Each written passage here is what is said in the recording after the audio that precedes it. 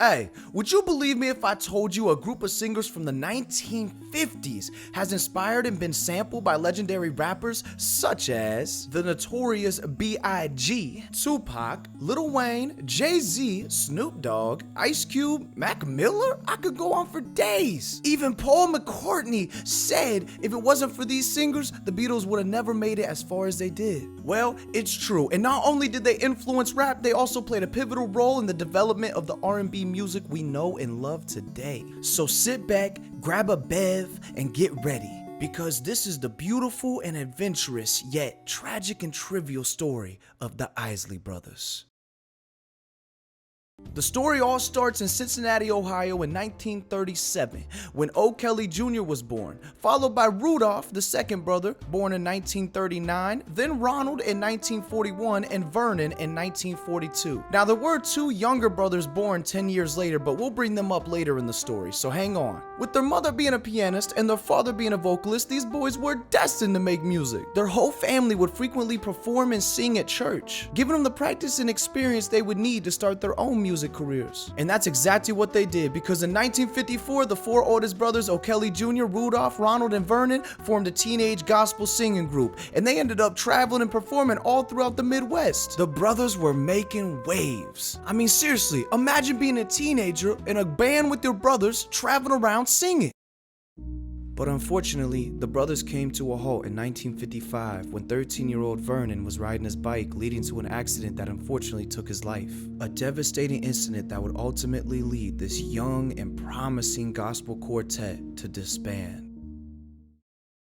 But as my mom used to say, after the storm comes a rainbow, because in 1957, the remaining three oldest brothers went right back at it, and they were moving to New York City to pursue a different style of music that was popular at the time, rock and roll.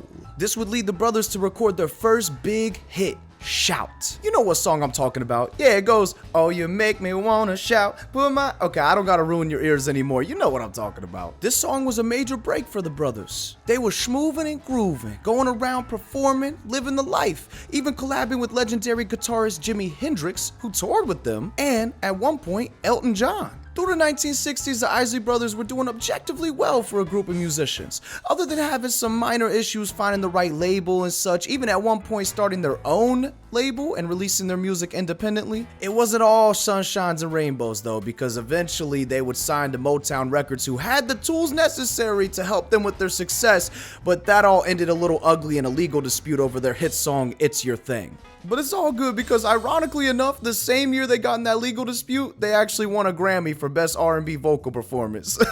Going into the 1970s, they were constantly pushing the boundaries and helping build the foundation of R&B music as a whole. And remember those two younger brothers I referenced in the beginning? Yeah, well, that was Ernie and Marvin, and they would finally join the big bros in the band alongside brother-in-law Chris Jasper. The 70s through the early 80s were nothing but hit after hit after hit, an iconic run for the brothers. Crafting their own awesome sound mixed with soul, funk, and R&B, the 70s were some of the most influential times for the brothers, releasing groundbreaking different sounds that would go on to inspire rappers who grew up listening to this music. During this time, they also released one of my personal all-time favorite albums ever, called Harvest for the World. Inspiring, iconic, in the spotlight, performing, going everywhere, the Isley Brothers seemed unstoppable. Well, with the younger brothers having their own style in mind and the older brothers having their style in mind, friction occurred between the band, and it led them to separate in 1984. The youngest brothers went on to get signed by Columbia Records under a different name, and the older brothers went on their way to go get signed by Warner. And the story gets a little darker from here, because a year later, tragedy struck again in 1985 when the oldest brother, O'Kelly Jr., had a heart attack, leading to his passing. I can only imagine how hard this was to deal with, especially right after separating. But O'Kelly Jr. was a legend, and that's how he'll be remembered.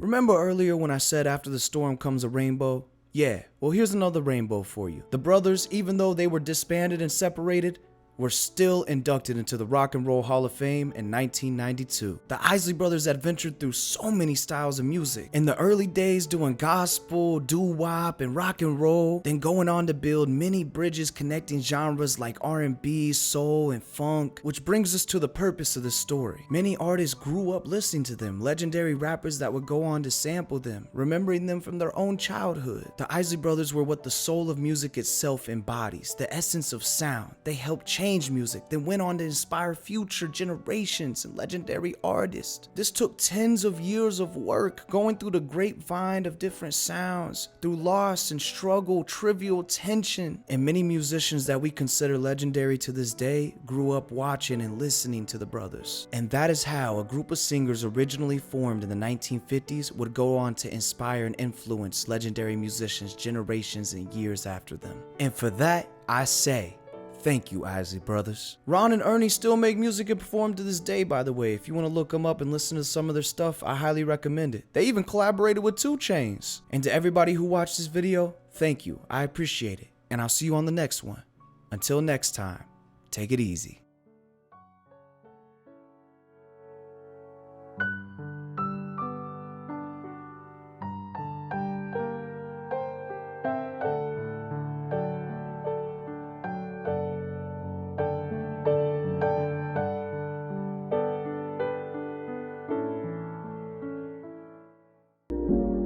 Thank you for watching. It means a